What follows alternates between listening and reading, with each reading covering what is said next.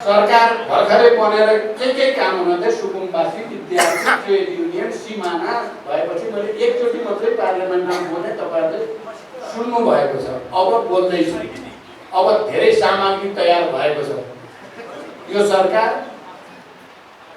सुशासन र विकासको निम्ति होइन। यो संविधान संघीय लोकतान्त्रिक गणतन्त्र, महिला, दलित, आदिवासी, जनजातिले पाएका अधिकार खोज्ने र संविधान मास्ने दिशातिर अगाडि बढ्दैछ। खबरदार, तपाई हामी सबै एकचोटि फेरि जुर्मुराउनु पर्ने अवस्था आइरहेको छ। त्यो जुर्मुराउनको लागि मैले अहिले भने जस्तो गल्ती कहाँ भयो भन्दा हामीले वर्ग संघर्ष विचार र रणनीतिलाई बेवास्ता गर्यौं र कार्यनीति दिनदिनैकोमा रमायौं र हामी बिग्रियौं। अब त्यसको मुख्य जिम्मेवारी मैले त गरेछु, मैले लिन पर्छ, फेरि अरूलाई भनेर सुन्न पाइँदैन।